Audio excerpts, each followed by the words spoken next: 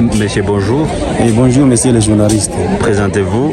Je suis Femou Semis, secrétaire territorial du syndicat national des enseignants des écoles primaires publiques dans le territoire de Nyiragongo, mais aussi je suis aussi membre du comité provincial de cette même structure syndicale.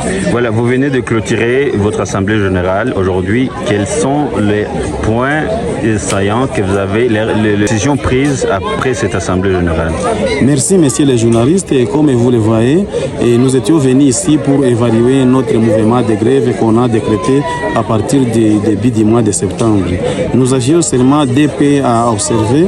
Et le premier point, c'était tout d'abord la restitution sur les différents contacts qu'on a fait avec les différentes autorités au sein de notre ministère de l'EPST. Et à part ça, nous avons aussi évalué notre mouvement de grève. Et après cela, quelles sont les décisions? Après cela, les enseignants, ils ont tous à l'unanimité constaté que le gouvernement continue à s'enorgueillir. Parce que de tout ce que nous avons réclamé comme revendication, jusqu'à présent, le gouvernement n'a jamais manifesté une bonne volonté d'aller vers les enseignants et écouter aussi les doléances des enseignants. Ça veut dire que la grève continue? Donc, pour nous, la grève continue jusqu'à nouvel ordre. C'est pourquoi nous demandons aux parents de continuer toujours à prendre leur mal en patience en gardant leurs enfants à la maison parce qu'aujourd'hui l'enseignant est déterminé. C'est aujourd'hui ou jamais.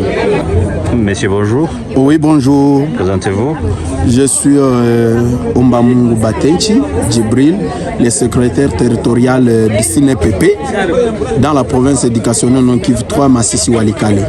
Aujourd'hui, assemblée générale des enseignants ici à Goma. Qu'est-ce que vous avez décidé? Bon, nous avons eu le temps de venir ici à Goma via les territoires de Masisi et de Walikale. Mais nous vous confirmons que les enseignants de Masisi et Walikale, nous sommes toujours à la maison depuis le 2 septembre.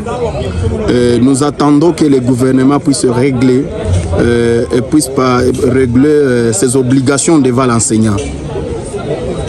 L'enseignant demande 1,5 million ourieux. Et nous présumons que si les 1,5 million n'est pas viré dans les comptes des enseignants, nous allons rester à la maison.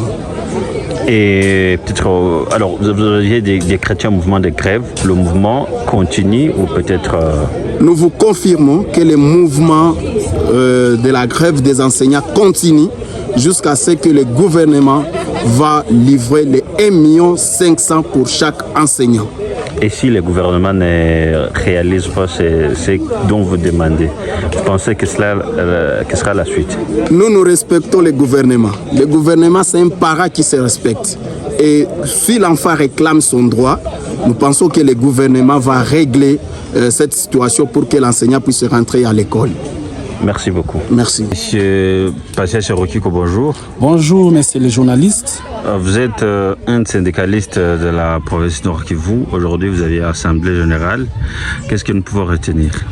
Aujourd'hui, le 30 septembre 2024, se tenait une assemblée générale des enseignants du Nord-Kivu. Et cette assemblée consistait à une évaluation de la grève qui existait il y a 3 semaines. Et cependant, les enseignants ont constaté que le gouvernement ne se préoccupe pas des revendications des enseignants. Et dans cette évaluation, les enseignants de la province du Nord-Kivu ont décidé à l'unanimité d'endurcir leur mouvement de grève. Jusqu'à quand et pourquoi? Ils vont continuer leur mouvement de grève jusqu'au moment où le gouvernement va traiter leurs problèmes. Leur problème consiste à revendiquer un salaire décent, celui de $500 ou son équivalent en francs congolais, 1,5 million. Mais jusqu'à maintenant, il y a déjà 1 mois que vous êtes en grève et le gouvernement n'a pas répondu. Aujourd'hui, vous êtes rassuré que peut-être le gouvernement pourra répondre à vos revendications? Pour les enseignants, c'est aujourd'hui ou jamais. Les enseignants ont toujours eu des promesses de la part des gouvernements qui n'ont jamais été gain de cause, qui n'ont jamais été réalisées. Et sur ce, actuellement, nous avons le principe, lorsque le gouvernement promet, les enseignants aussi lui promettront la rentrée.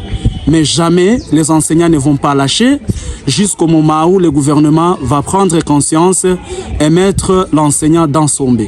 Quel sera l'essor de ces enfants qui sont victimes de ce mouvement de grève alors, Monsieur le Président? Pour les enfants, nous sommes de parents, mais aussi nous sommes les enfants du gouvernement. Les enfants sont les enfants du gouvernement, les enseignants aussi sont du gouvernement. Et si le gouvernement peut sacrifier un enseignant pour qu'il meure de faim, donc il n'a pas aussi les soucis de cet enfant. Lorsque le parent ou le père ne veut pas donner des solutions à sa maison ou à sa famille, c'est-à-dire il devient irresponsable. C'est-à-dire tous nous appartenons à l'État et c'est le gouvernement qui devrait résoudre les problèmes, ni celui de l'enfant ni celui de l'enseignant.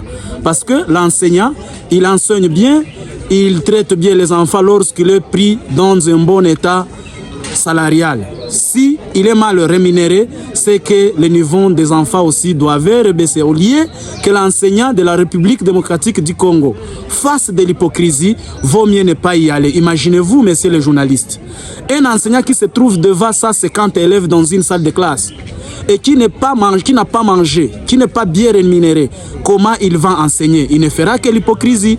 C'est deux phrases ou une phrase dans une journée et dire que les enfants ont enseigné et ont été enseignés.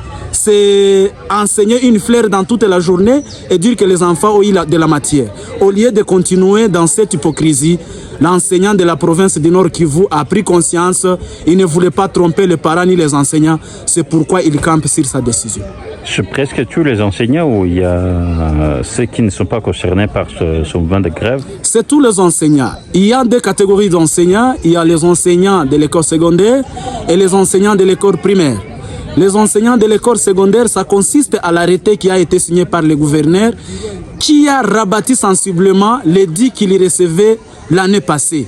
Et cette année, on a confisqué au moins 35% de ce qu'il gagnait l'année passée sans tenir compte de la régression des taux monétaires, des taux d'échange. C'est pourquoi l'enseignant s'est trouvé devant l'incapacité de continuer et l'enseignant du secondaire aussi a arrêté. Depuis jeudi, l'enseignant du secondaire ne fonctionne pas, les écoles secondaires ne fonctionnent pas. Ils attendent à ce que le gouverneur puisse revoir cet arrêté qui répondent aux attentes des enseignants. Tandis que pour les écoles primaires, ils ont été patriotes depuis 2019 lorsque le président de la République démocratique du Congo a prôné la gratuité de l'enseignement au niveau primaire. Ils ont été patriotes, ils ont attendu longtemps, mais le gouvernement n'a pas pris conscience. C'est pourquoi et aussi il se trouve dans l'incapacité de fonctionner, surtout que les salaires ne suffisent pas et ne le permettent pas de nouer les deux bouts du mois. Merci beaucoup. Je vous remercie, messieurs les journalistes.